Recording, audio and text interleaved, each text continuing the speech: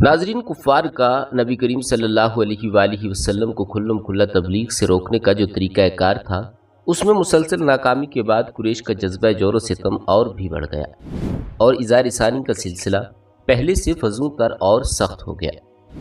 उन्हीं दिनों कुरैश के सरकशों के दिमाग में रसूलुल्लाह सल्लल्लाहु अलैहि वसल्लम के ख़ात्मे की एक तजवीज़ उभरी, लेकिन यही तजवीज़ और यही सख्तियाँ मक्का के जांबाजों में से दो जांबाजों यानी हज़रत हमज़ा बिन अब्दुल मुत्तलिब रज़ी अल्लाह तआला अन्हु और हज़रत उमर बिन ख़त्ताब रज़ी अल्लाह तआला अन्हु के इस्लाम लाने और उनके ज़रिए इस्लाम को तक़वियत पहुँचाने का सबब बन गई।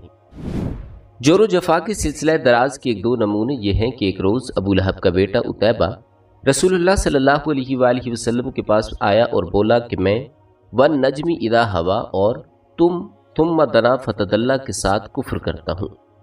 उसके बाद वो आप सल्लल्लाहु अलैहि वसल्लम पर इज़ार-ए-सानी के साथ मुसल्लत हो गया। आप सल्लल्लाहु अलैहि वसल्लम का कुर्ता फाड़ दिया और आप सल्लल्लाहु अलैहि वसल्लम के चेहरे पर नाउज़ बिल्लाह थूक दिया। अगरचे थूक आप सल्लल्लाहु अलैहि वसल्लम पर न पड़ा, लेकिन उसी मौके पर आप सल्लल्लाहु अलैहि वसल्लम ने बद्दुआ की कि ए अल्लाह, इस पर अपने कुत्तों में से कोई कुत्ता मुसल्लत कर दे।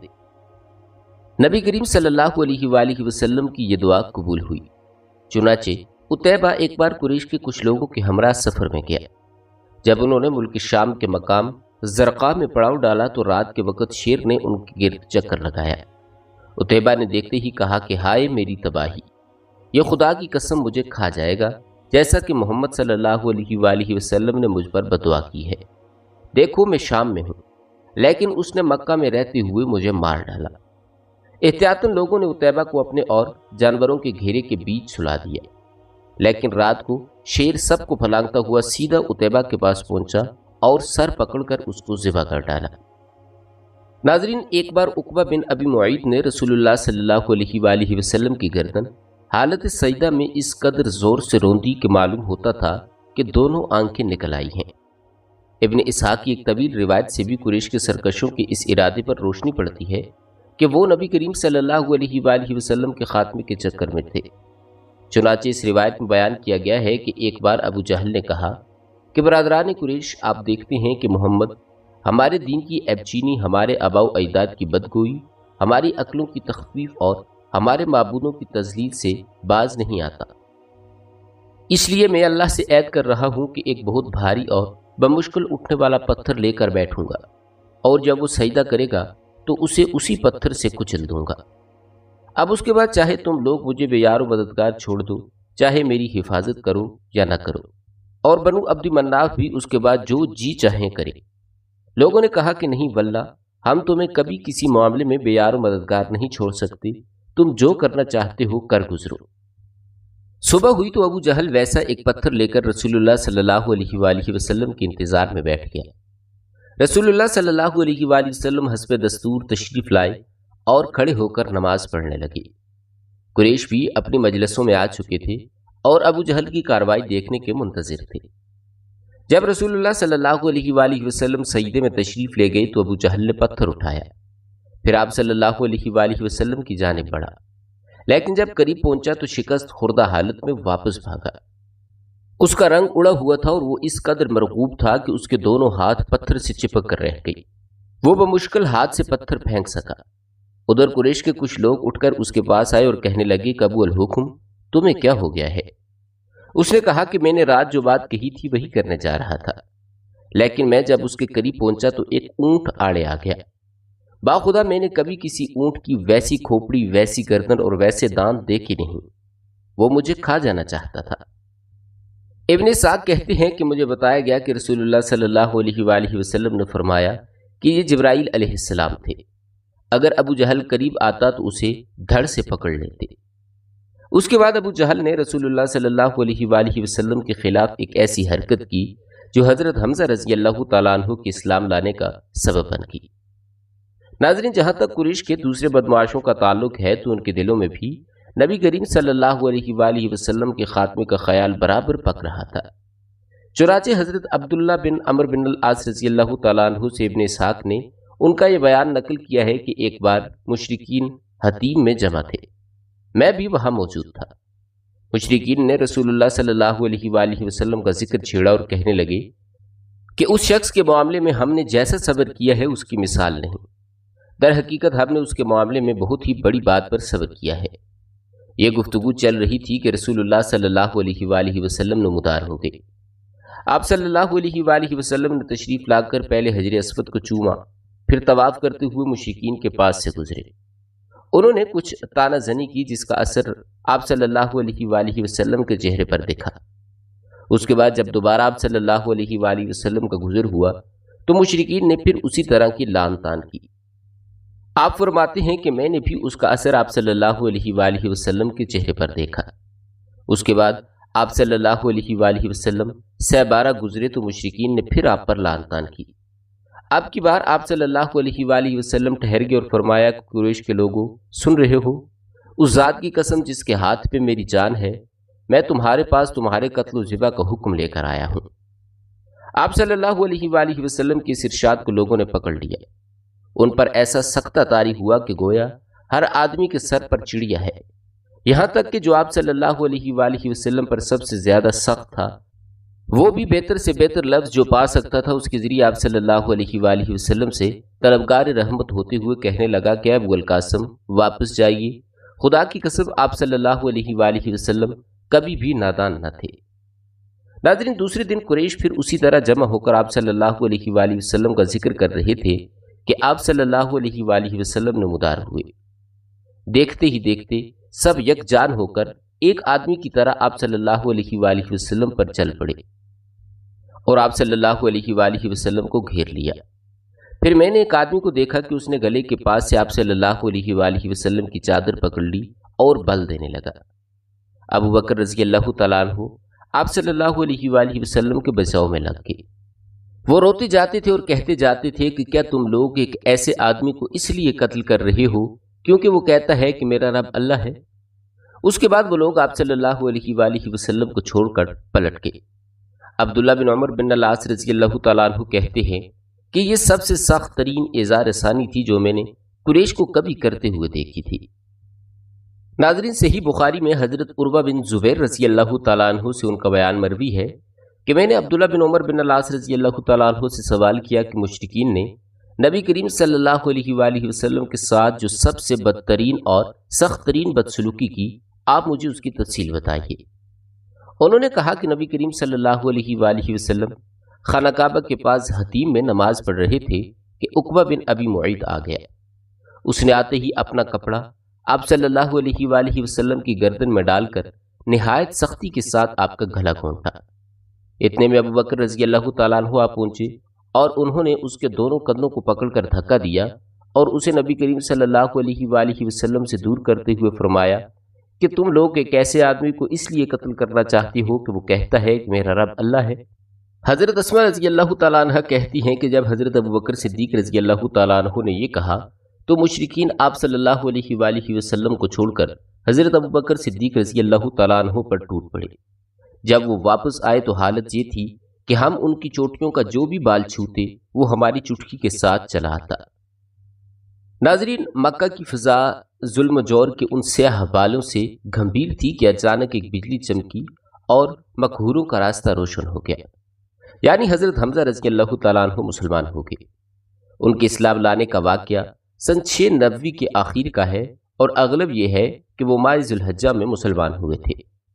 ان کے اسلام لانے کا سبب یہ ہے کہ ایک روز ابو جہل کوہ صفا کے نزدیک رسول اللہ صلی اللہ علیہ وآلہ وسلم کے پاس سے گزرا تو آپ صلی اللہ علیہ وآلہ وسلم کو ایذا پہنچائی اور سخت سست کہا۔ رسول اللہ صلی اللہ علیہ وآلہ وسلم خاموش رہے اور کچھ بھی نہ کہا، لیکن اس کے بعد اس نے آپ صلی اللہ علیہ وآلہ وسلم کے سر پر ایک پتھر دے مارا جس سے ایسی چوٹ آئی کہ خون بہہ نکلا۔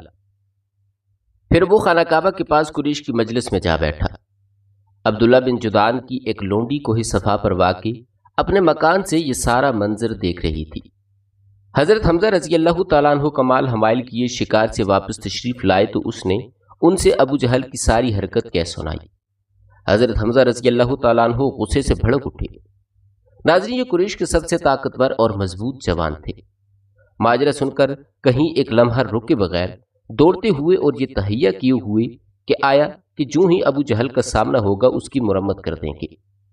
چنانچہ مسجد حرام میں داخل ہو کر سیدھے اس کے سر پر جا کھڑے ہوئے اور بولے، او بزدل، تو میرے بھتیجے کو گالی دیتا ہے، حالانکہ میں بھی اسی کے دین پر ہوں۔ اس کے بعد کمان سے اس قدر زور سے اس کے سر پر مارا کہ اس کے سر سے خون کا فوارہ نکل پڑا۔ اس پر ابو جہل کے قبیلے بنو مخزوم اور حمزہ رضی اللہ تعالیٰ عنہ کے قبیلے بنو ہاشم کے لوگ ایک دوسرے کے خلاف بھڑک اٹھے، لیکن ابو جہل نے یہ کہہ کر انہیں خاموش کر دیا کہ ابو عمارہ کو جانے دو، میں نے واقعی ہی اس کے بھتیجے کو بہت بری گالی دی تھی۔ ناظرین، ابتداً حضرت حمزہ رضی اللہ تعالیٰ عنہ کا اسلام محض اس حمیت کے طور پر تھا کہ ان کے عزیز کی توہین کیوں کی گئی، لیکن پھر اللہ تعالیٰ نے ان کا سینہ کھول دیا اور انہوں نے اسلام کا کڑا مضبوطی سے تھام لیا اور مسلمانوں نے ان کی وجہ سے بڑی عزت و قوت محسوس کی۔ ناظرین، ظلم و طغیان کے سیاہ بادلوں کی اسی گمبھیر فضا میں ایک اور برکتاباں کا جلوہ نمودار ہوا جس کی چمک پہلے سے زیادہ خیرہ کن تھی، یعنی حضرت عمر رضی اللہ تعالیٰ عنہ مسلمان ہو گئے۔ ان کے اسلام لانے کا واقعہ سن 690 کا ہے۔ وہ حضرت حمزہ رضی اللہ تعالیٰ عنہ کے صرف 3 دن بعد مسلمان ہوئے تھے اور نبی کریم صلی اللہ علیہ وآلہ وسلم نے ان کے اسلام لانے کے لیے دعا کی تھی۔ چنانچہ امام ترمذی رحمہ اللہ نے ابن عمر رضی اللہ تعالیٰ عنہ سے روایت کیا ہے اور اسے صحیح بھی قرار دیا ہے، اور اسی طرح طبرانی نے حضرت ابن مسعود رضی اللہ تعالیٰ عنہ اور حضرت انس رضی اللہ تعالیٰ عنہ سے روایت کی ہے کہ نبی کریم صلی اللہ علیہ وآلہ وسلم نے ارشاد فرمایا کہ اے اللہ، عمر بن خطاب اور ابو جہل بن حشام میں سے جو شخص تیرے نزدیک زیادہ محبوب ہے اس کے ذریعے سے اسلام کو قوت پہنچا۔ اللہ تعالیٰ نے یہ دعا قبول فرمائی اور حضرت عمر رضی اللہ تعالیٰ عنہ مسلمان ہو گئے۔ اللہ کے نزدیک ان دونوں میں سے زیادہ محبوب حضرت عمر رضی اللہ تعالیٰ عنہ نکلے۔ حضرت عمر فاروق رضی اللہ تعالیٰ عنہ کی اسلام لانے سے متعلق جملہ روایات پر مجموعی نظر ڈالنے سے یہ واضح ہوتا ہے کہ ان کے دل میں اسلام رفتہ رفتہ جاگوزی ہوا۔ مناسب معلوم ہوتا ہے کہ ان روایات کا خلاصہ پیش کرنے سے پہلے حضرت عمر فاروق رضی اللہ تعالیٰ عنہ کی مزاج اور جذبات و احساسات کی طرف بھی مختصراً اشارہ کر دیا جائے۔ ناظرین، حضرت عمر رضی اللہ تعالیٰ عنہ اپنی تند مزاجی اور سخت گوئی کے لیے مشہور تھے۔ مسلمانوں نے طویل عرصے تک ان کے ہاتھوں طرح طرح کی سختیاں جھیلی تھی۔ ایسا معلوم ہوتا تھا کہ ان میں متضاد قسم کے جذبات باہم دست و گریباں تھے۔ چنانچہ ایک طرف تو وہ آباء و اجداد کی ایجاد کردہ رسموں کا بڑا احترام کرتے تھے اور بلا نوشی اور لاب و لہب کے دل دادا تھے، لیکن دوسری طرف وہ ایمان و عقیدے کی راہ میں مسلمانوں کی پختگی اور مصائب کے سلسلے میں ان کی قوت برداشت کی خوشگوار حیرت و پسندیدگی کی نگاہ سے دیکھتے تھے۔ ان کے اندر کسی بھی عقل مند آدمی کی طرح شکوک و شبہات کا ایک سلسلہ تھا جو رہ رہ کر ابھرتا تھا کہ اسلام جس بات کی دعوت دے رہا ہے غالباً وہی زیادہ برتر اور پاکیزہ ہے۔ اسی لیے ان کی کیفیت دم میں ماشا دم میں تولا کسی تھی کہ ابھی بھڑکے اور ابھی ڈھیلے پڑ گئے۔ حضرت عمر فاروق رضی اللہ تعالیٰ عنہ کی اسلام لانے سے متعلق تمام روایات کا خلاصہ ما جمع و تطبیق یہ ہے کہ ایک دفعہ انہیں گھر سے باہر رات گزارنی پڑی۔ وہ حرم تشریف لائے اور خانہ کعبہ کے پردے میں گھس گئے۔ اس وقت نبی کریم صلی اللہ علیہ وآلہ وسلم نماز پڑھ رہے تھے اور سورہ الخاقہ کی تلاوت فرما رہے تھے۔ حضرت عمر فاروق رضی اللہ تعالیٰ عنہ قرآن سننے لگے اور اس کی تالیف پر حیرت زدہ رہ گئے۔ ان کا بیان ہے کہ میں نے اپنے جی میں کہا کہ خدا کی قسم یہ تو شاعر ہے جیسا کہ قریش کہتے ہیں، لیکن اتنے میں آپ صلی اللہ علیہ وآلہ وسلم نے یہ آیت تلاوت فرمائی کہ یہ ایک بزرگ رسول کا قول ہے، یہ کسی شاعر کا قول نہیں، تم لوگ کم ہی ایمان لاتے ہو۔ حضرت عمر فاروق رضی اللہ تعالیٰ عنہ کہتے ہیں کہ میں نے اپنے جی میں کہا او یہ تو کہن ہے، لیکن اتنے میں آپ صلی اللہ علیہ وآلہ وسلم نے ایک اور آیت یہ تلاوت فرمائی کہ یہ کسی کہن کا قول بھی نہیں، تم لوگ کم ہی نصیحت قبول کرتے ہو، یہ اللہ رب العالمین کی طرف سے نازل کیا گیا ہے۔ حضرت عمر فاروق رضی اللہ تعالیٰ عنہ کہتے ہیں کہ میں اس بات پر حیران تھا کہ رسول اللہ صلی اللہ علیہ وآلہ وسلم نے میرے دل کی بات کیسے پہچان لی۔ اسی وقت حضرت عمر فاروق رضی اللہ تعالیٰ عنہ کے دل میں اسلام جاگزی ہو گیا۔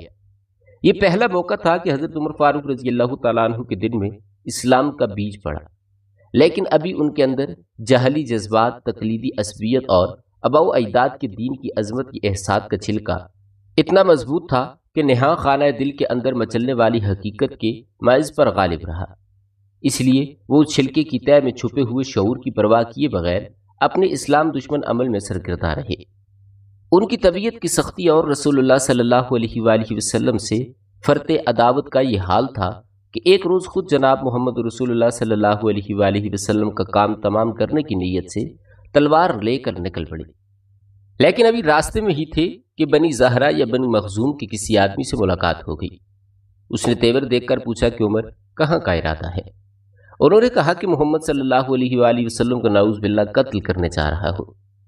اس نے کہا کہ محمد کو قتل کر کے بنو ہاشم اور بنو زہرہ سے کیسے بچ سکو گے؟ حضرت عمر فاروق رضی اللہ تعالیٰ عنہ نے کہا کہ معلوم ہوتا ہے کہ تم بھی اپنا پچھلا دین چھوڑ کر بے دین ہو چکے ہو۔ اس نے کہا کہ عمر ایک عجیب بات نہ بتا دوں تمہیں، تمہاری بہن اور بہنوئی بھی تمہارا دین چھوڑ کر بے دین ہو چکے ہیں۔ یہ سن کر حضرت عمر فاروق رضی اللہ تعالیٰ عنہ غصے سے بے قابو ہو گئے اور سیدھے بہن بہنوئی کے گھر کا رخ کیا۔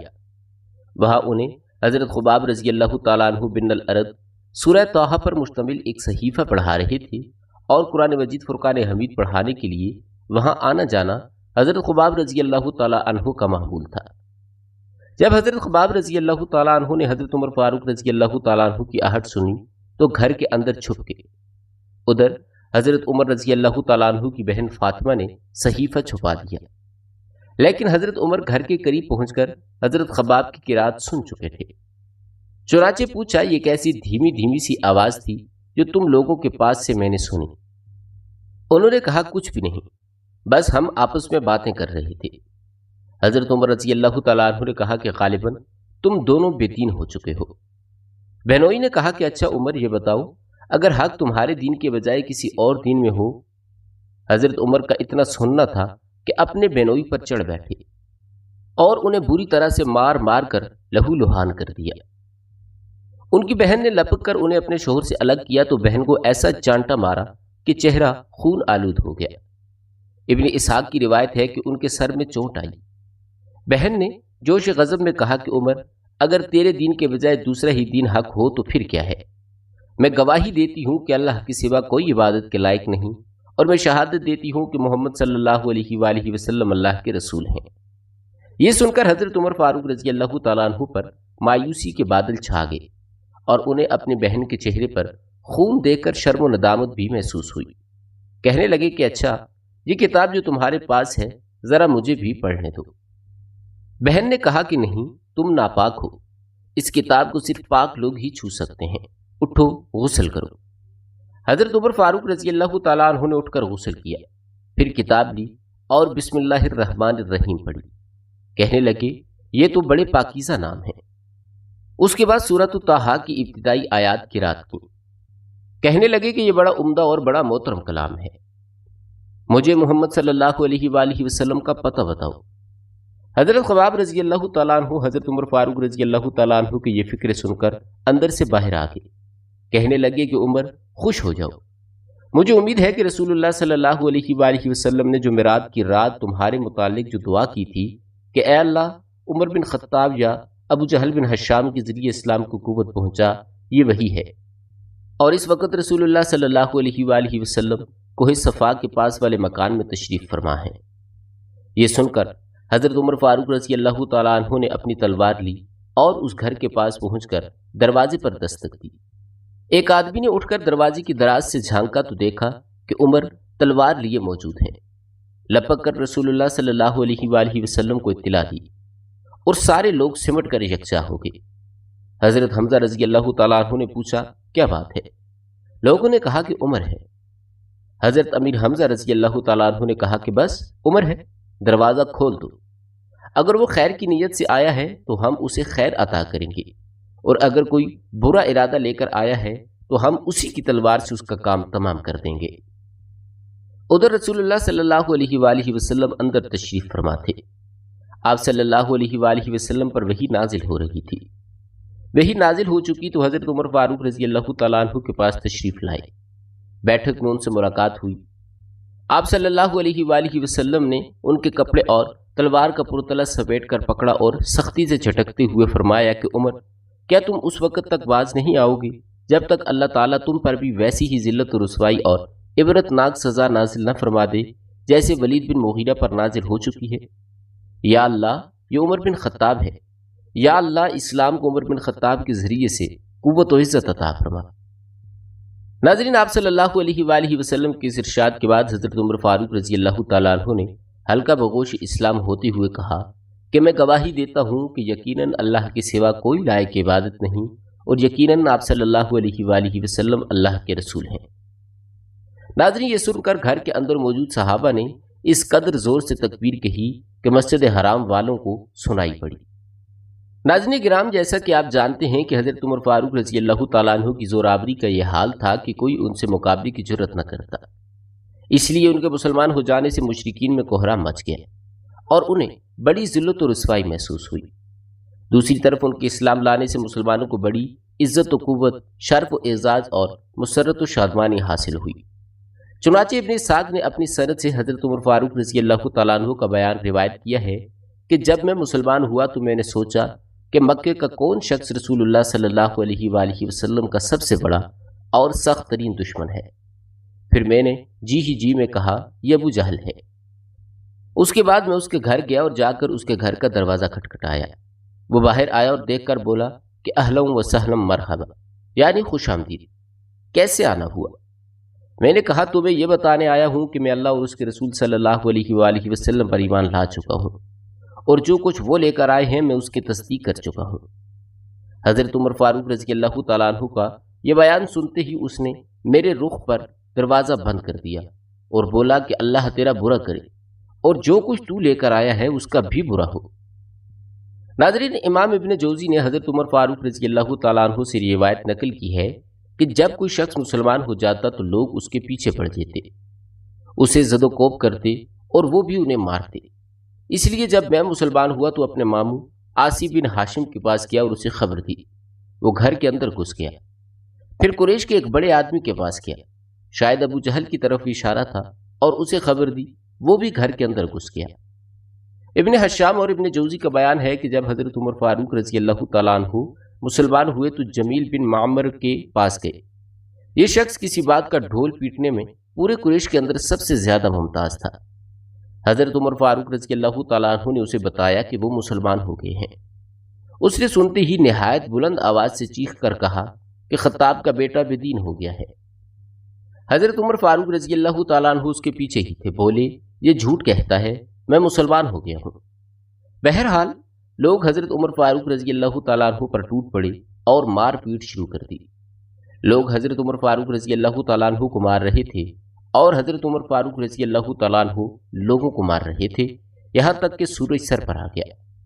حضرت عمر فاروق رضی اللہ تعالیٰ عنہ تھک کر بیٹھ گئے، لوگ سر پر سوار تھے۔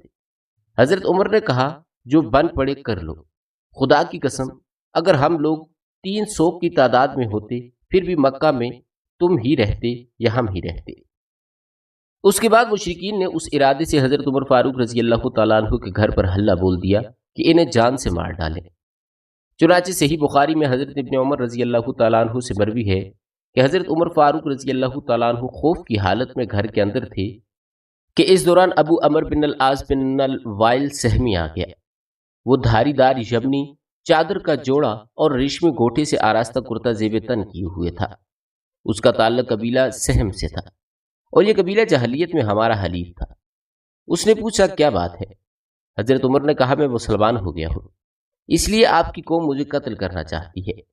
آس نے کہا یہ ممکن نہیں۔ آس کی یہ بات سن کر مجھے اطمینان ہو گیا۔ اس کے بعد آس وہاں سے نکلا اور لوگوں سے ملا۔ اس وقت حالت یہ تھی کہ لوگوں کی بھیڑ سے وادی کھچا کھچ بھری ہوئی تھی۔ آس نے پوچھا کہاں کا ارادہ ہے؟ لوگوں نے کہا یہی خطاب کا بیٹا مطلوب ہے جو بے دین ہو گیا ہے۔ آس نے کہا اس کی طرف کوئی راہ نہیں۔ یہ سنتے ہی لوگ واپس چلے گئے۔ حضرت عمر فاروق رضی اللہ تعالیٰ عنہ کے اسلام لانے پر یہ کیفیت تو مشرکین کی ہوئی تھی، باقی رہے مسلمان تو ان کے احوال کا اندازہ اس بات سے ہو سکتا ہے کہ مجاہد نے ابن عباس رضی اللہ تعالیٰ عنہ سے روایت کیا ہے کہ میں نے عمر بن خطاب رضی اللہ تعالیٰ عنہ سے دریافت کیا کہ کس وجہ سے آپ کا لقب فاروق پڑا، تو انہوں نے کہا مجھ سے 3 دن پہلے حضرت حمزہ رضی اللہ تعالیٰ عنہ مسلمان ہوئے۔ پھر حضرت عمر نے ان کے اسلام لانے کا واقعہ بیان کر کے اخیر میں کہا کہ پھر جب میں مسلمان ہوا تو میں نے کہا کہ اے اللہ کے رسول کیا ہم حق پر نہیں، خواہ زندہ رہیں خواہ مریں؟ آپ صلی اللہ علیہ وآلہ وسلم نے فرمایا کیوں نہیں؟ اس ذات کی قسم جس کے ہاتھ میں میری جان ہے تم لوگ حق پر ہو خواہ زندہ رہو خواہ موت سے دو چار ہو۔ حضرت عمر رضی اللہ تعالیٰ عنہ کہتے ہیں کہ تب میں نے کہا کہ پھر چھپنا کیسا؟ اس ذات کی قسم جس نے آپ کو حق کے ساتھ مبعوث فرمایا ہے، ہم ضرور باہر نکلیں گے۔ چنانچہ ہم دو صفوں میں آپ صلی اللہ علیہ وآلہ وسلم کو ہمراہ لے کر باہر آئے۔ ایک صف میں حمزہ تھے اور ایک میں تھا۔ ہمارے چلنے سے چکی کے آٹے کی طرح ہلکا ہلکا غبار اڑ رہا تھا، یہاں تک کہ ہم مسجد حرام میں داخل ہوئے۔ حضرت عمر رضی اللہ تعالیٰ عنہ کا بیان ہے کہ قریش نے مجھے اور حمزہ کو دیکھا تو ان کے دلوں پر ایسی چوٹ لگی کہ اب تک نہ لگی تھی۔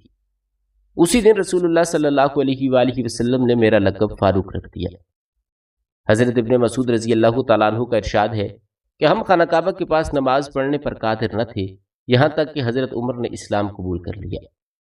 حضرت صہیب بن سنان رومی رضی اللہ تعالیٰ عنہ کا بیان ہے کہ حضرت عمر فاروق رضی اللہ تعالیٰ عنہ مسلمان ہوئے تو اسلام پردے سے باہر آیا، اس کی اعلانیہ دعوت دی گئی۔ ہم حلقے لگا کر بیت اللہ کے گرد بیٹھے، بیت اللہ کا طواف کیا، اور جس نے ہم پر سختی کی اس سے انتقام لیا اور اس کے بعض مظالم کا جواب بھی دیا۔ حضرت ابن مسعود رضی اللہ تعالیٰ عنہ کا بیان ہے کہ جب سے حضرت عمر فاروق رضی اللہ تعالیٰ عنہ نے اسلام قبول کیا تب سے ہم برابر طاقتور اور باعزت رہے۔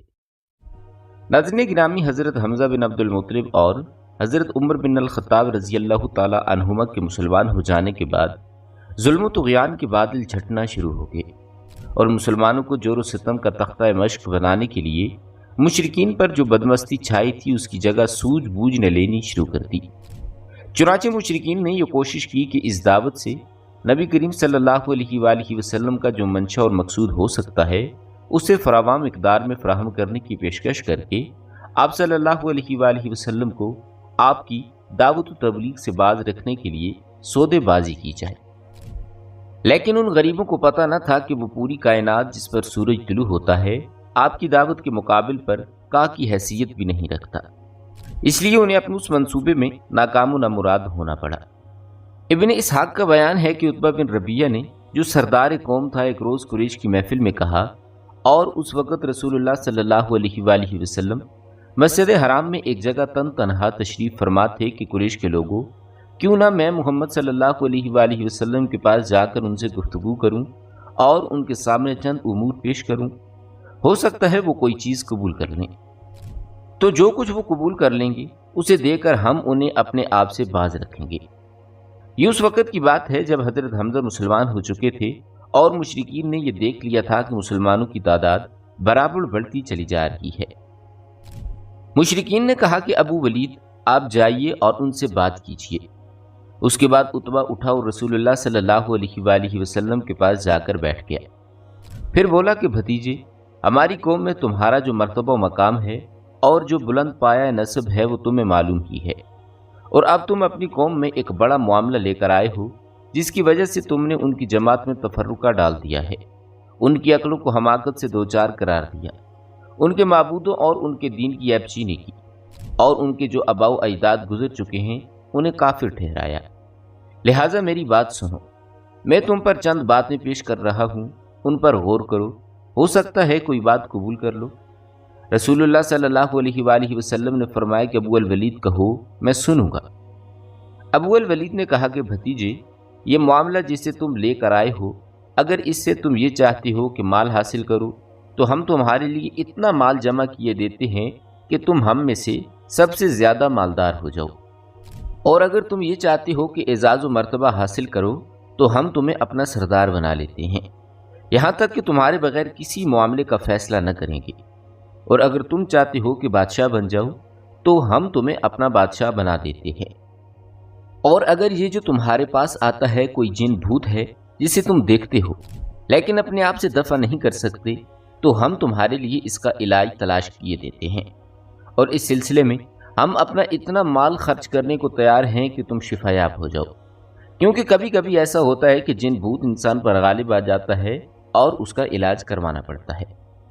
عتبہ یہ باتیں کہتا رہا اور رسول اللہ صلی اللہ علیہ وآلہ وسلم سنتے رہے۔ جب وہ فارغ ہو چکا تو آپ نے فرمایا کہ ابو الولید تم فارغ ہو گئے؟ اس نے کہا کہ ہاں۔ آپ نے فرمایا کہ اچھا اب میری بات سنو۔ اس نے کہا ٹھیک ہے، میں سنوں گا۔ آپ صلی اللہ علیہ وآلہ وسلم نے قرآن مجید فرقان حمید کی کچھ آیات تلاوت کی۔ رسول اللہ صلی اللہ علیہ وآلہ وسلم آگے بڑھتے جا رہے تھے اور عتبہ اپنے دونوں ہاتھ پیچھے زمین پر ٹیکے چپ چاپ سنتا جا رہا تھا۔ جب آپ صلی اللہ علیہ وآلہ وسلم سجدے کی آیت پر پہنچے تو آپ نے سجدہ کیا، پھر فرمایا کہ ابو الولید، تمہیں جو کچھ سننا تھا سن چکے، اب تم جانو اور تمہارا کام جانے۔ عتبہ اٹھا اور سیدھا اپنے ساتھیوں کے پاس آیا۔ اسے آتا دیکھ کر مشرکین نے آپس میں ایک دوسرے سے کہا کہ خدا کی قسم، ابو الولید تمہارے پاس وہ چہرہ لے کر نہیں آ رہا جو چہرہ وہ لے کر گیا تھا۔ پھر جب ابو الولید آ کر بیٹھ گیا تو لوگوں نے پوچھا کہ ابو الولید پیچھے کی کیا خبر ہے؟ اس نے کہا کہ خبر یہ ہے کہ میں نے ایک ایسا کلام سنا ہے کہ ویسا کلام واللہ میں نے کبھی نہیں سنا۔ خدا کی قسم وہ نہ شہر ہے، نہ جادو، نہ کہانت۔ قریش کے لوگوں میری بات مانو اور اس معاملے کو مجھ پر چھوڑ دو۔ میری رائے یہ ہے کہ اس شخص کو اس کے حال پر چھوڑ کر الگ تھلگ بیٹھے رہو۔ خدا کی قسم میں نے اس کا جو قول سنا ہے اس سے زبردست کوئی واقعہ رونما ہو کر رہے گا۔ پھر اگر اس شخص کو عرب نے مار ڈالا تو تمہارا کام دوسروں کے ذریعے انجام پائے گا، اور اگر یہ شخص عرب پر غالب آ گیا تو اس کی بادشاہت تمہاری بادشاہت اور اس کی عزت تمہاری عزت ہوگی، اور اس کا وجود سب سے بڑھ کر تمہارے لیے سعادت کا باعث ہوگا۔ لوگوں نے کہا کہ ابو الولید خدا کی قسم تم پر بھی اس کی زبان کا جادو چل گیا ہے۔ عتبہ نے کہا کہ اس شخص کے بارے میں میری رائے یہی ہے، اب تمہیں جو ٹھیک معلوم ہو وہ کرو۔ ناظرین گرامی، حالات کی رفتار بدل چکی تھی، گرد و پیش کے ماحول میں فرق آ چکا تھا، لیکن ابو طالب کے اندیشے برقرار تھے۔ انہیں مشرکین کی طرف سے اپنے بھتیجے کے متعلق برابر خطرہ محسوس ہو رہا تھا۔ وہ پچھلے واقعات پر برابر غور کر رہے تھے۔ مشرکین نے انہیں مقابلہ آرائی کی دھمکی دی تھی، پھر ان کے بھتیجے کو عمارہ بن ولید کی عوض حاصل کر کے قتل کرنے کے لیے سودے بازی کی کوشش کی تھی۔ ابو جہل ایک بھاری پتھر لے کر ان کے بھتیجے کا سر کچلنے اٹھا تھا۔ عقبہ بن ابی معیط نے چادر لپیٹ کر گلا گھونٹنے اور مال ڈالنے کی کوشش کی تھی۔ خطاب کا بیٹا تلوار لے کر ان کا کام تمام کرنے نکلا تھا۔ ابو طالب ان واقعات پر غور کرتے تو انہیں ایک ایسے سنگین خطرے کی بو محسوس ہوتی جس سے ان کا دل کانپ اٹھتا۔ انہیں یقین ہو چکا تھا کہ مشرکین ان کا عہد توڑنے اور ان کے بھتیجے کو قتل کرنے کا تہیہ کر چکے ہیں، اور ان حالات میں خدا نہ خواستہ اگر کوئی مشرک اچانک آپ پر ٹوٹ پڑا تو حمزہ یا عمر یا کوئی اور شخص کیا کام دے سکے گا۔ ابو طالب کے نزدیک یہ بات یقینی تھی، اور بہرحال صحیح بھی، کیونکہ مشرکین اعلانیہ رسول اللہ صلی اللہ علیہ وآلہ وسلم کے قتل کا منصوبہ بنا چکے تھے۔ ناظرین گرامی، اب یہاں پر سوال یہ تھا کہ ان حالات میں ابو طالب کو کیا کرنا چاہیے۔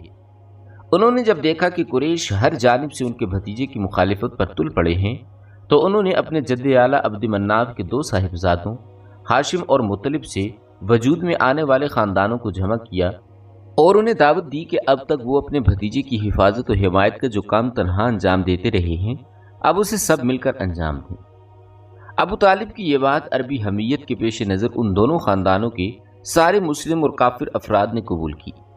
البتہ صرف ابو طالب کا بھائی ابو لہب ایک ایسا فرد تھا جس نے اس بات کو منظور نہ کیا اور سارے خاندان سے الگ ہو کر مشرکین قریش سے جا ملا اور ان کا ساتھ دیا۔ ناظرین، صرف 4 ہفتے یا اس سے بھی کم مدت میں مشرکین کو 4 بڑے بڑے دھچکے لگ چکے تھے۔ یعنی حضرت حمزہ نے اسلام قبول کیا، پھر حضرت عمر رضی اللہ تعالیٰ عنہ مسلمان ہوئے، پھر محمد صلی اللہ علیہ وآلہ وسلم نے ان کی پیشکش یا سودے بازی کو مسترد کیا، پھر قبیلہ بنی ہاشم و بنی مطلب کے سارے ہی مسلم و کافر افراد نے ایک ہو کر نبی کریم صلی اللہ علیہ وآلہ وسلم کی حفاظت کا عہد و پیمان کیا۔ اس سے مشرکین چکرا گئے، اور انہیں چکرانا ہی چاہیے تھا، کیونکہ ان کی سمجھ میں آ گیا تھا کہ اگر انہوں نے نبی کریم صلی اللہ علیہ وآلہ وسلم کے قتل کا اقدام کیا تو آپ کی حفاظت میں مکہ کی وادی مشرکین کے خون سے لالا زار ہو جائے گی، بلکہ ممکن ہے کہ ان کا مکمل صفایا ہی ہو جائے۔ اس لیے انہوں نے قتل کا منصوبہ چھوڑ کر ظلم کی ایک اور راہ تجویز کی، جو ان کی اب تک کی تمام ظالمانہ کارروائیوں سے زیادہ سنگین تھی۔ اس تجویز کے مطابق مشرکین وادی محسب میں خیف بنی کنانہ کے اندر جمع ہوئے اور آپس میں بنی ہاشم اور بنی مطلب کے خلاف یہ عہد و پیمان کیا کہ نہ ان کی شادی بیاہ میں شرکت کریں گے، نہ خرید و فروخت کریں گے، نہ ان کے ساتھ اٹھیں بیٹھیں گے، نہ ان سے میل جول رکھیں گے، نہ ان کے گھروں میں جائیں گے اور نہ ان سے بات چیت کریں گے، جب تک کہ وہ رسول اللہ صلی اللہ علیہ وآلہ وسلم کو قتل کرنے کے لیے ان کے حوالے نہ کر دیں۔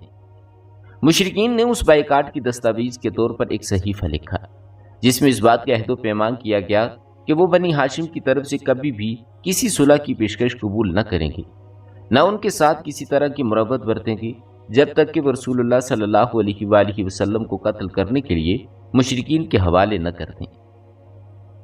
ناظرین، کہا جاتا ہے کہ یہ صحیفہ منصور بن اکرمہ بن عامر بن ہاشم نے لکھا تھا اور بعض کے نزدیک نضر بن حارث نے لکھا تھا، لیکن صحیح یہ بات ہے کہ لکھنے والا بغیث بن عامر بن ہاشم تھا۔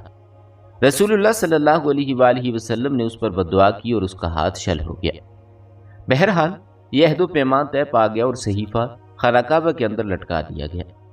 اس کے نتیجے میں ابو لہب کے سوا بنی ہاشم اور بنی مطلب کے سارے افراد، خواہ مسلمان رہے ہوں یا کافر، سمٹ سمٹا کر شعیب ابی طالب میں محصور ہو گئے۔ یہ نبی کریم صلی اللہ علیہ وآلہ وسلم کی بعثت کے 7ویں سال محرم کی چاند رات کا واقعہ ہے۔ ناظرین، اس بائیکاٹ کے نتیجے میں حالات نہایت سنگین ہو گئی۔ غلے اور سامان خورد و نوش کی آمد بند ہو گئی، کیونکہ مکہ میں جو غلہ یا فروختنی سامان آتا تھا اسے مشرکین لپک کر خرید لیتے تھے۔ اس لیے میسورین کی حالت نہایت پتلی ہو گئی، انہیں پتے اور چمڑے کھانے پڑے۔ فاقہ کشی کا حال یہ تھا کہ بھوک سے بلکتے ہوئے بچوں اور عورتوں کی آوازیں گھاٹی کے باہر سنائی پڑتی تھیں۔ ان لوگوں کے پاس بمشکل ہی کوئی چیز پہنچ پاتی تھی، وہ بھی پس پردہ۔ وہ لوگ حرمت والے مہینوں کے علاوہ باقی ایامی اشیاء ضرورت کی خرید کے لیے گھاٹی سے باہر بھی نہ نکلتے۔ وہ اگرچہ کافروں سے سامان خرید سکتے تھے جو مکہ کے باہر سے آتے تھے، لیکن ان کے سامان کے دام بھی مکے والے اس قدر بڑھا کر خریدنے کو تیار ہو جاتے کہ میسورین کے لیے کچھ خریدنا مشکل ہو جاتا۔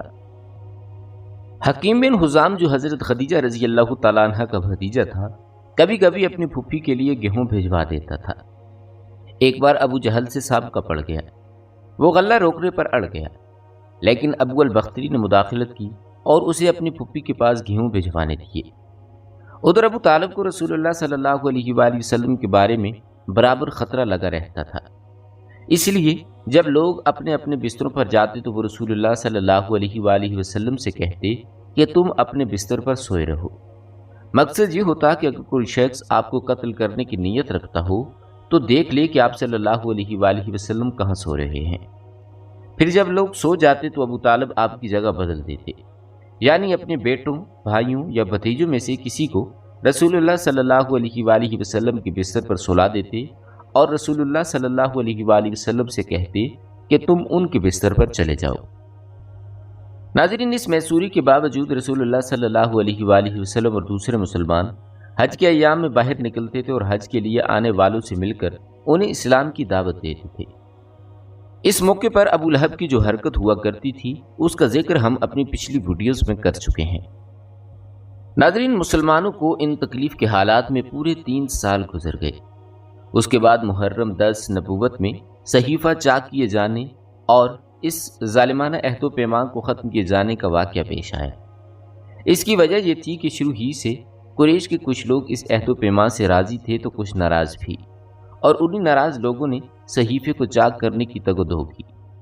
اس کا اصل محرک قبیلہ بنو عامر بن لوئی کا حشام بن عامر نامی ایک شخص تھا۔ یہ رات کی تاریکی میں چپکے چپکے شعیب ابی طالب کے اندر غلہ بھیج کر بنو ہاشم کی مدد بھی کرتا تھا۔ یہ زہیر بن ابو امیہ مخزومی کے پاس پہنچا اور اس سے کہا کہ زہیر، کیا تمہیں یہ گوارا ہے کہ تم تو مزے سے کھاؤ پیو اور تمہارے ماموں کا وہ حال ہے جسے تم جانتے ہی نہیں؟ زہیر نے کہا کہ افسوس، میں تنہا کیا کر سکتا ہوں؟ ہاں، اگر میرے ساتھ کوئی اور آدمی ہوتا تو میں اس صحیفے کو پھاڑنے کے لیے یقیناً اٹھ پڑتا۔ اس نے کہا اچھا، تو ایک آدمی اور موجود ہے؟ پوچھا کہ کون؟ کہا کہ میں ہوں۔ زہیر نے کہا کہ اچھا، اب تیسرا آدمی تلاش کرو۔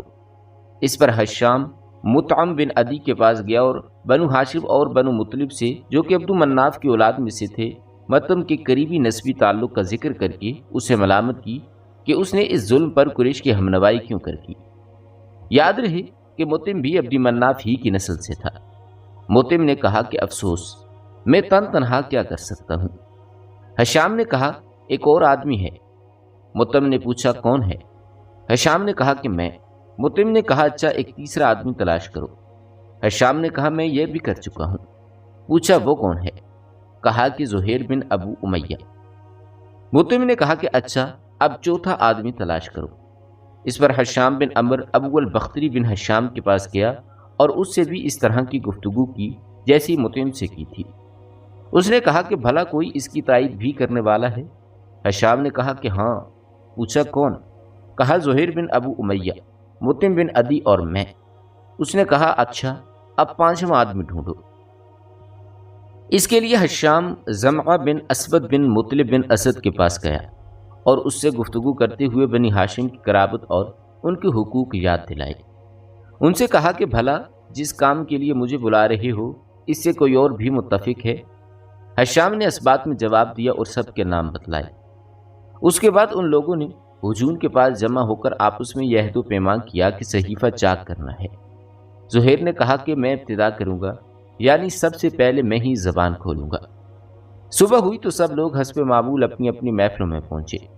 زہیر بھی ایک جوڑا زیب تن کیے ہوئے پہنچا۔ پہلے بیت اللہ کے ساتھ چکر لگائے اور پھر لوگوں سے مخاطب ہو کر بولا کہ مکے والو، کیا ہم کھانا کھائیں، کپڑے پہنیں اور بنو ہاشم تباہ و برباد ہوں؟ نہ ان کے ہاتھ کچھ بیچا جائے، نہ ان سے کچھ خریدا جائے۔ خدا کی قسم میں بیٹھ نہیں سکتا یہاں تک کہ ظالمانہ اور قرابت شکن صحیفے کو چاک کر دوں۔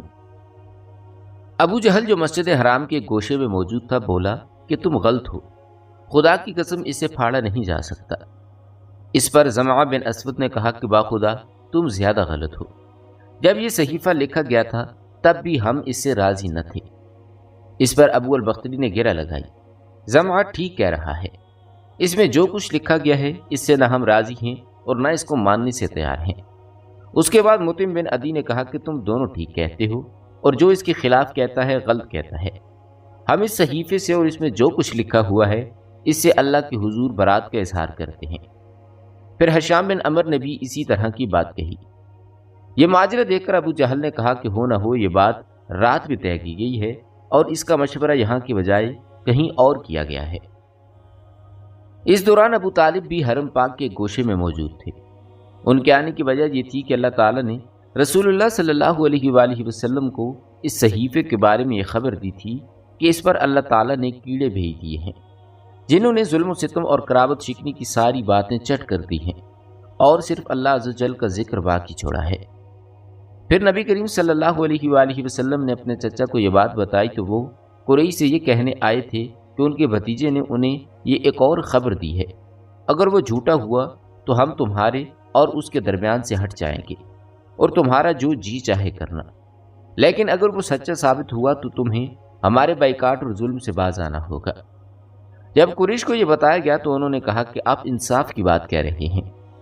دوسری طرف ابو جہل اور باقی لوگوں کی نوک جھونک ختم ہوئی تو مطعم بن عدی صحیفہ چاک کرنے کے لیے اٹھا۔ کیا دیکھتا ہے کہ واقعی کیڑوں نے اس کا صفایا کر دیا، صرف بسم اللہ باقی رہ گیا اور جہاں جہاں اللہ کا نام تھا وہ بچا ہے، باقی کیڑے کھا گئے تھے۔ اس کے بعد صحیفہ چاک ہو گیا۔ رسول اللہ صلی اللہ علیہ وآلہ وسلم اور بقیہ تمام حضرات شعیب ابی طالب سے نکل آئے اور مشرکین نے آپ صلی اللہ علیہ وآلہ وسلم کی نبوت کی ایک اور عظیم الشان نشانی دیکھی، لیکن ان کا رویہ وہی رہا جس کا ذکر اس آیت میں ہے کہ اگر وہ کوئی نشانی دیکھتے تو رخ پھیر لیتے اور کہتے یہ تو چلتا پھرتا جادو ہے۔ چنانچہ مشرکین نے اس نشانی سے بھی رخ پھیر لیا اور اپنے کفر کی راہ میں چند قدم اور آگے بڑھ گئے۔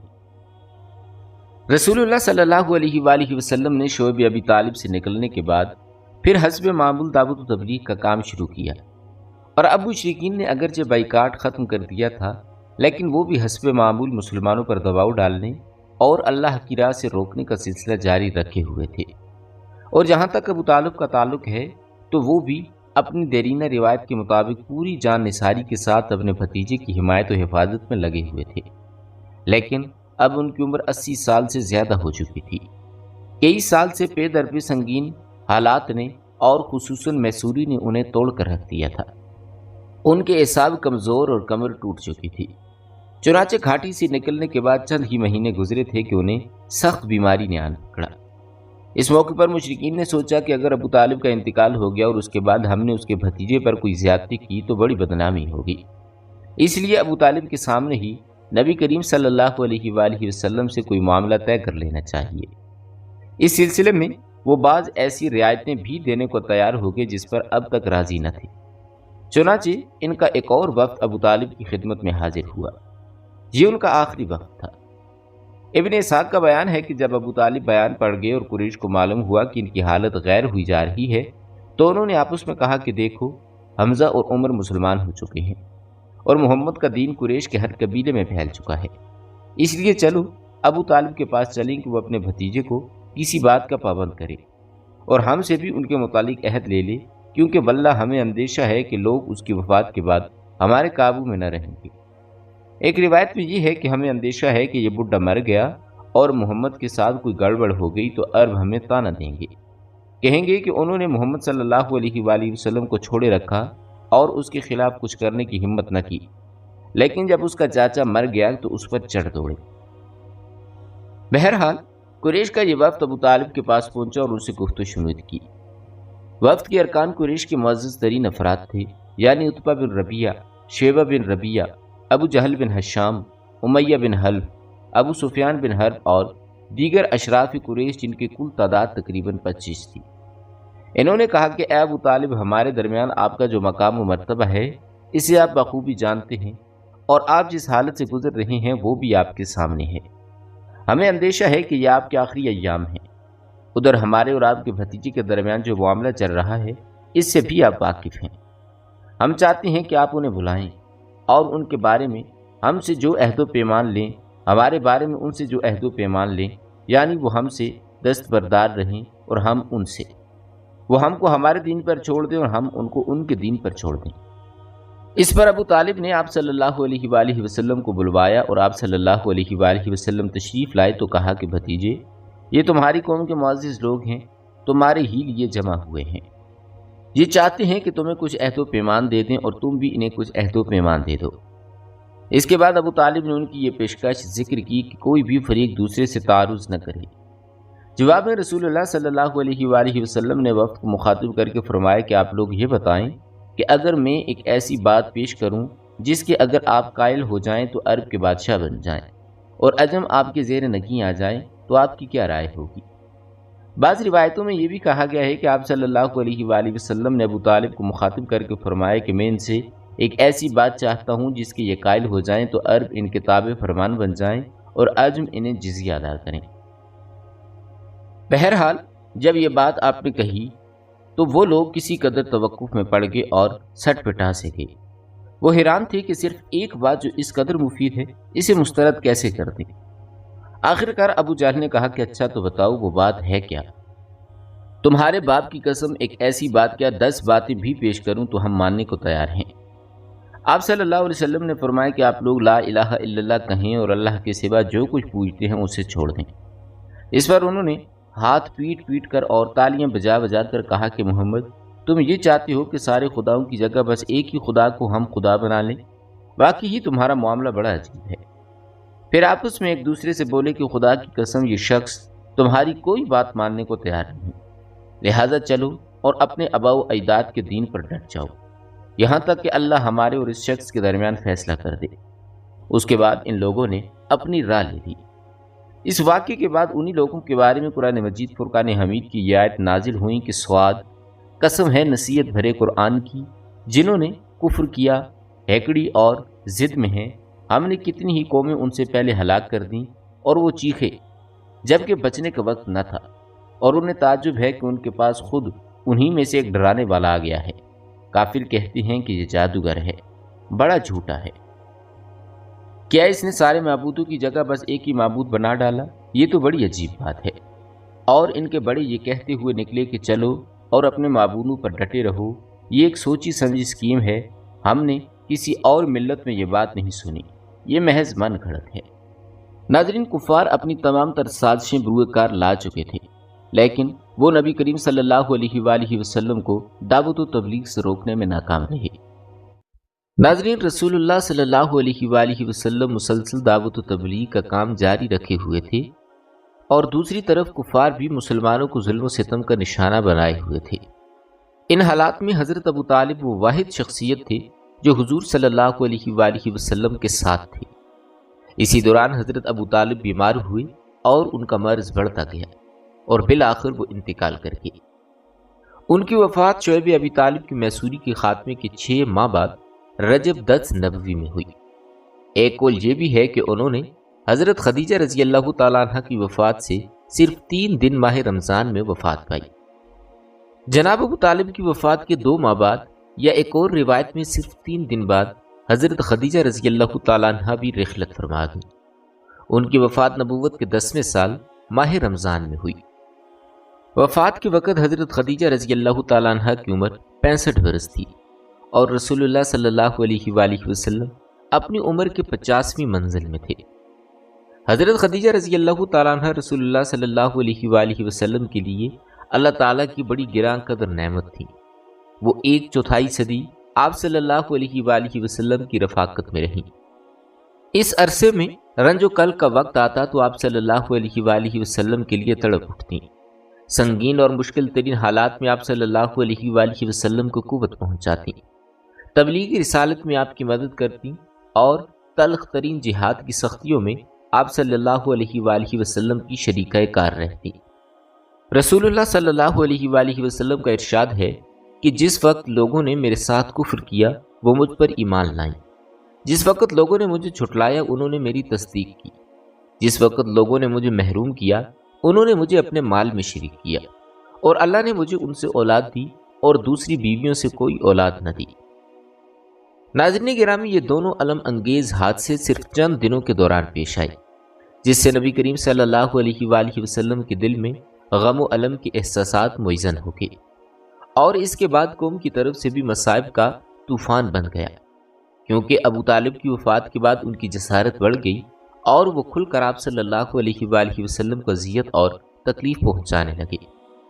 اس کیفیت نے آپ صلی اللہ علیہ وآلہ وسلم کے غم و الم میں اور اضافہ کر دیا۔ رسول اللہ صلی اللہ علیہ وآلہ وسلم نے مکہ کے لوگوں سے مایوس ہو کر طائف کی رائے لی کہ ممکن ہے کہ وہاں کے لوگ آپ کی دعوت قبول کر لیں، آپ کو پناہ دے دیں اور آپ کی قوم کے خلاف آپ کی مدد کریں۔ لیکن وہاں نہ کوئی پناہ دہندہ ملا نہ مددگار، بلکہ الٹا انہوں نے سخت اذیت پہنچائی اور ایسی بدسلوکی کی کہ خود آپ کی قوم نے ویسی بدسلوکی نہ کی تھی۔ ناظرین گرامی، یہاں اس بات کا اعادہ بے محل نہ ہوگا کہ اہل مکہ نے جس طرح نبی کریم صلی اللہ علیہ وآلہ وسلم کے خلاف ظلم و جور کا بازار گرم رکھا، اسی طرح آپ کے رفقاء کے خلاف بھی ستم رسانی کا سلسلہ جاری رکھا۔ چنانچہ آپ کے ہمدم و ہمراز حضرت ابو بکر صدیق رضی اللہ تعالیٰ عنہ مکہ چھوڑنے پر مجبور ہو گئے اور حبشہ کے ارادے سے تن بتقدیر نکل پڑے۔ لیکن برق غمات پہنچے تو ابن دغنہ سے ملاقات ہوئی اور وہ اپنی پناہ میں آپ کو مکہ واپس لے آیا۔ ناظرین، جب ابو طالب انتقال کر گئی تو قریش نے رسول اللہ صلی اللہ علیہ وآلہ وسلم کو ایسی اذیت پہنچائی کہ ابو طالب کی زندگی میں کبھی اس کی آرزو بھی نہ کر سکے تھے، حتیٰ کہ قریش کے ایک احمق نے سامنے آ کر آپ صلی اللہ علیہ وآلہ وسلم کے سر پر مٹی ڈال دی۔ آپ اسی حالت میں گھر تشریف لائے، مٹی آپ کے سر پر پڑی ہوئی تھی۔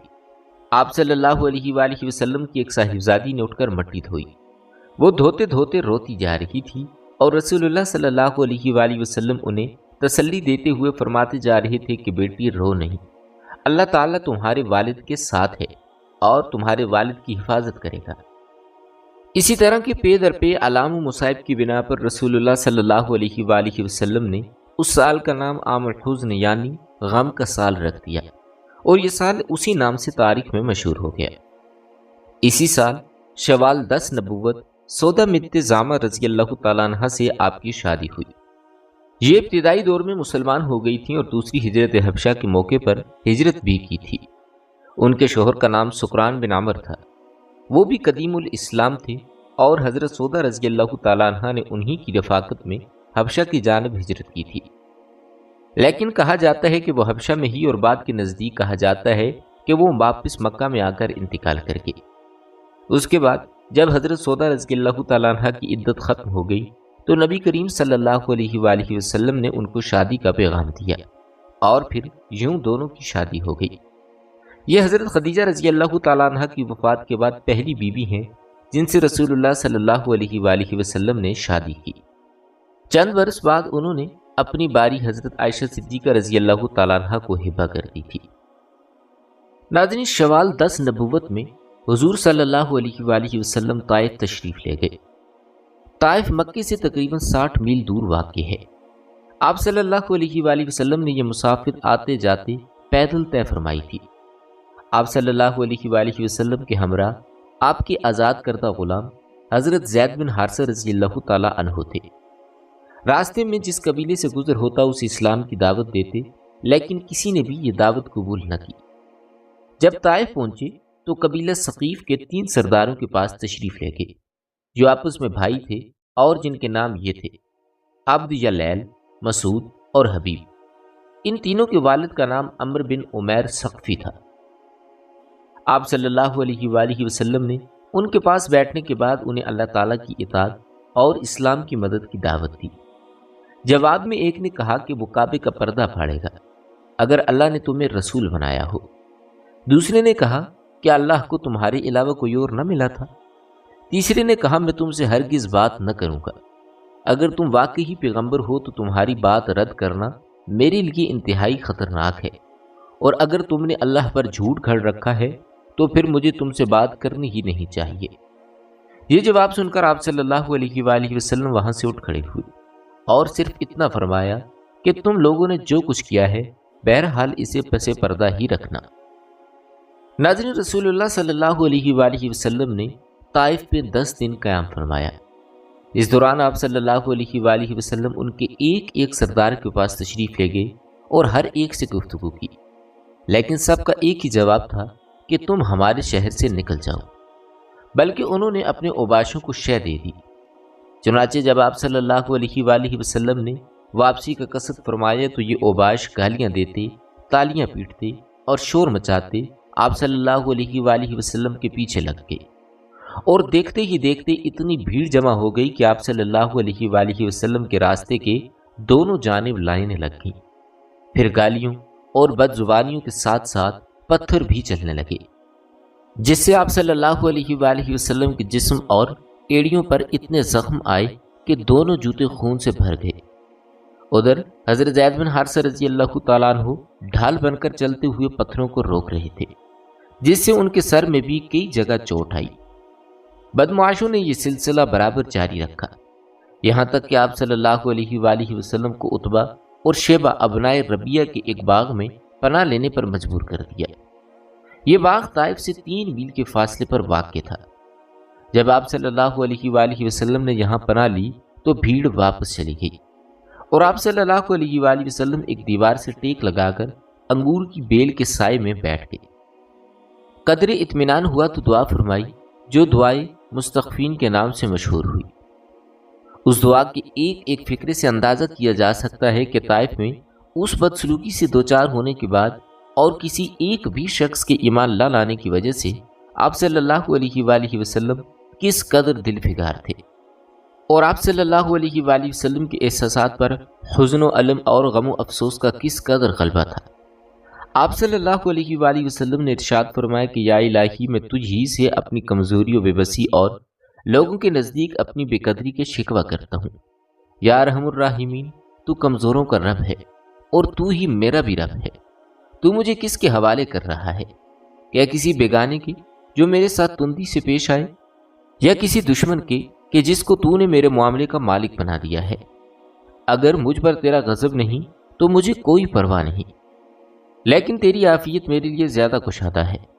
میں تیرے چہرے کے اس نور کی پناہ چاہتا ہوں جس سے تاریکیاں روشن ہو گئیں اور جس پر دنیا و آخرت کے معاملات درست ہوئے، کہ تو مجھ پر اپنا غضب نازل کرے، یہ تیرا عتاب مجھ پر وارد ہو۔ تیری ہی رضا مطلوب ہے، یہاں تک کہ تو خوش ہو جائے، اور تیرے بغیر کوئی زور اور طاقت نہیں۔ ادھر آپ صلی اللہ علیہ وآلہ وسلم کو ابنائے ربیہ نے اس حالت زار میں دیکھا تو اس کے جذبہ قرابت میں حرکت پیدا ہوئی، اور انہوں نے اپنے ایک عیسائی غلام کو جس کا نام عداس تھا بلا کر کہا کہ اس انگور سے ایک گچھا لو اور اس شخص کو دے آؤ۔ جب اس نے انگور آپ صلی اللہ علیہ وآلہ وسلم کی خدمت میں پیش کیا تو آپ صلی اللہ علیہ وآلہ وسلم نے بسم اللہ کہہ کر ہاتھ بڑھایا اور کھانا شروع کیا۔ عداس نے کہا کہ یہ جملہ تو اس علاقے کے لوگ نہیں بولتے۔ رسول اللہ صلی اللہ علیہ وآلہ وسلم نے فرمایا، تم کہاں کے رہنے والے ہو اور تمہارا دین کیا ہے؟ اس نے کہا کہ میں عیسائی ہوں اور نینوا کا باشندہ ہوں۔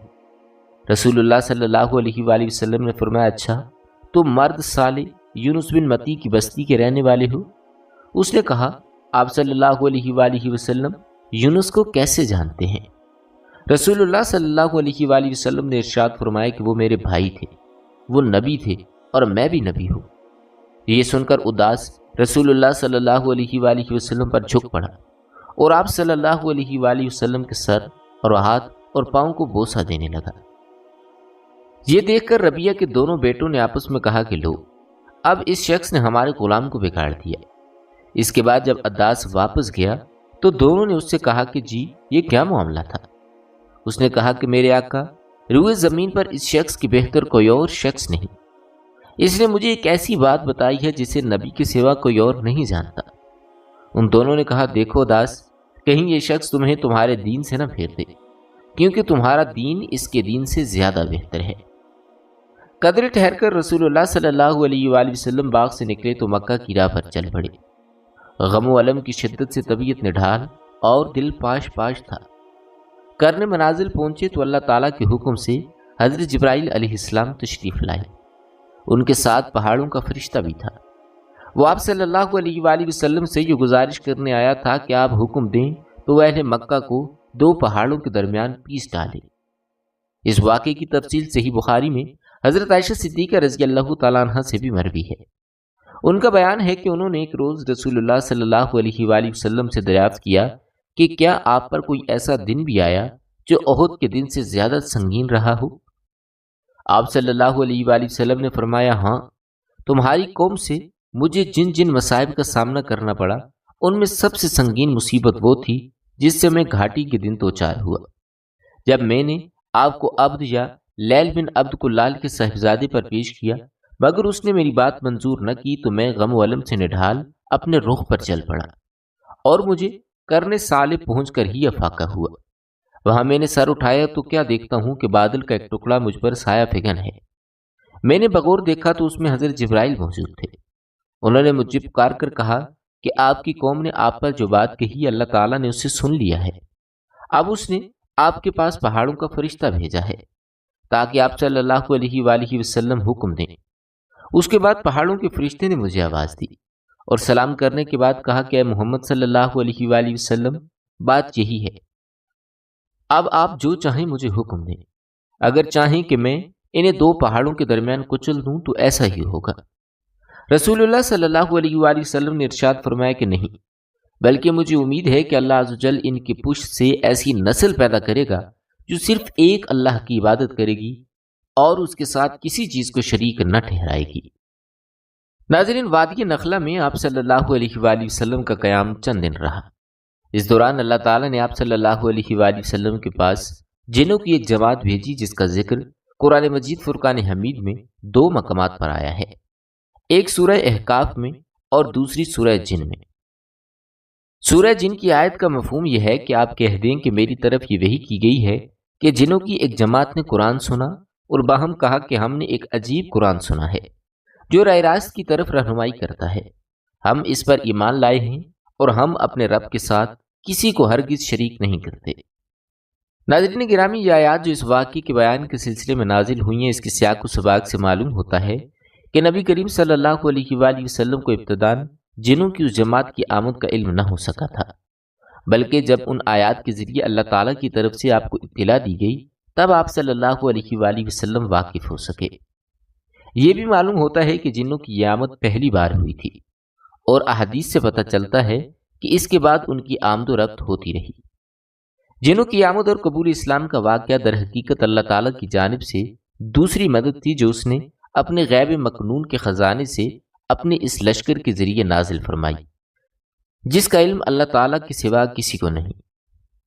ناظرین گرامی، ان نصرت اور بشارتوں کے سامنے غم و الم اور حزن و مایوسی کے وہ سارے بادل چھٹکے جو طائف سے نکلتے وقت گالیاں اور تالیاں سننے اور پتھر کھانے کی وجہ سے آپ صلی اللہ علیہ وآلہ وسلم پر چھائے تھے۔ آپ صلی اللہ علیہ وآلہ وسلم نے عزم مصمم فرما لیا کہ اب مکہ پلٹنا ہے اور نئے سرے سے دعوت اسلام اور تبلیغ رسالت کے کام میں چستی اور گرم جوشی کے ساتھ لگ جانا ہے۔ یہی موقع تھا کہ جب حضرت زید بن حارثہ رضی اللہ تعالیٰ عنہ نے آپ صلی اللہ علیہ وآلہ وسلم سے عرض کی کہ آپ مکہ کیسے جائیں گے، جبکہ وہاں کے باشندوں یعنی قریش نے آپ کو نکال دیا ہے۔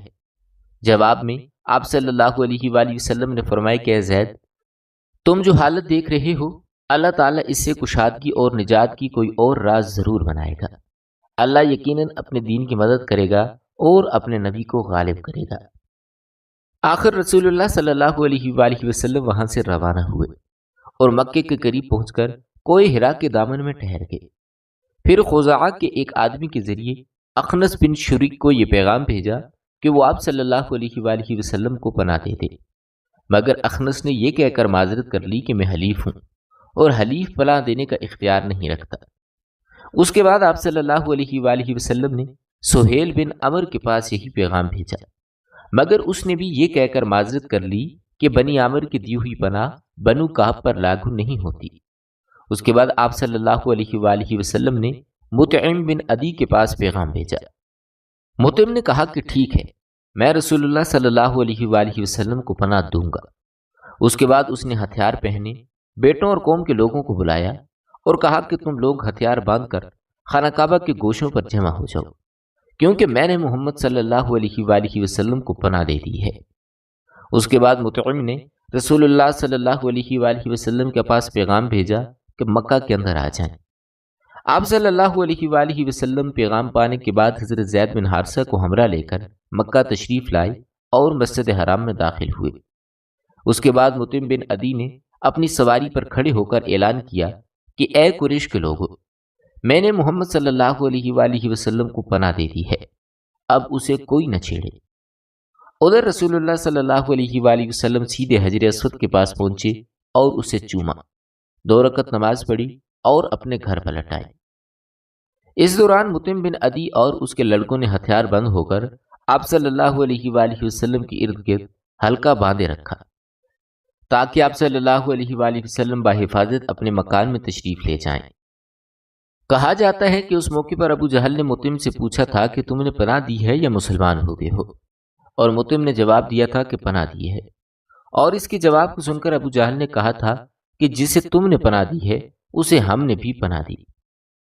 ناظرین، رسول اللہ صلی اللہ علیہ وآلہ وسلم نے مطعم بن عدی کے اس حسن سلوک کو کبھی فراموش نہ فرمایا۔ چنانچہ بدر میں جب کفار مکہ کی ایک بڑی تعداد قید ہو کر آئی اور بعض قیدیوں کی رہائی کے لیے حضرت جبیر بن مطعم آپ صلی اللہ علیہ وآلہ وسلم کی خدمت میں حاضر ہوئے تو آپ صلی اللہ علیہ وآلہ وسلم نے فرمایا، اگر مطعم بن عدی زندہ ہوتا پھر مجھ سے ان بدریوں لوگوں کے بارے میں گفتگو کرتا تو میں اس کی خاطر ان سب کو چھوڑ دیتا۔ ناظرین گرامی، ذی-القعدہ 10 نبوت میں رسول اللہ صلی اللہ علیہ وآلہ وسلم طائف سے مکہ تشریف لائے اور یہاں افراد اور قبائل کو پھر سے اسلام کی دعوت دینا شروع کر دی۔ چونکہ موسم حج قریب تھا اور اس لیے فریضہ حج کی ادائیگی کے لیے دور و نزدیک ہر جگہ سے پیدل اور سواروں کی آمد شروع ہو چکی تھی۔ رسول اللہ صلی اللہ علیہ وآلہ وسلم نے اس موقع کو غنیمت سمجھا اور ایک قبیلے کے پاس جا کر اسلام کی دعوت دی، جیسا کہ نبوت کے 4تھے سال سے آپ صلی اللہ علیہ وآلہ وسلم کا معمول تھا۔ امام ظاہری فرماتے ہیں کہ جن قبائل کے پاس رسول اللہ صلی اللہ علیہ وآلہ وسلم تشریف لے گئے اور انہیں اسلام کی دعوت دیتے ہوئے اپنے آپ کو ان پر پیش کیا، ان میں سے حسب ذیل قبیلوں کے نام بتائے گئے ہیں: بنو عامر، محارب، فزارہ، غسان، مرہ، حنیفہ، سلیم، ابس، بنو نصر، کلب، حارث بن کہب، عزرہ اور خزارمہ، لیکن ان میں سے کسی نے بھی اسلام کو قبول نہ کیا۔ ناظرین گرامی، یہاں یہ بات واضح کرتے چلیں کہ ان سارے قبائل پر ایک ہی سال میں یا ایک ہی موسم حج میں آپ صلی اللہ علیہ وآلہ وسلم نے اسلام پیش نہیں کیا تھا، بلکہ نبوت کے 4تھے سال سے ہجرت سے پہلے کے آخری موسم حج تک 10 سالہ مدت کے دوران پیش کیا۔ ابن اسحاق نے بعض قبائل پر اسلام کی پیشی اور ان کے جواب کی کیفیت کا بھی ذکر کیا ہے۔ اس دعوت و تبلیغ کے بعد جب بنو عامر اپنے علاقے میں واپس گیا تو اپنے ایک بوڑھے آدمی کو، جو کہ کسی وجہ سے حج میں شریک نہ ہو سکا تھا، سارا ماجرا سنایا اور بتایا کہ ہمارے پاس قبیلہ قریش کے خاندان بنو عبد المطلب کا ایک جوان آیا تھا جس کا خیال تھا کہ وہ نبی ہے۔ اس نے ہمیں دعوت دی کہ ہم اس کی حفاظت کریں، اس کا ساتھ دیں اور اسے اپنے علاقے میں لے آئیں۔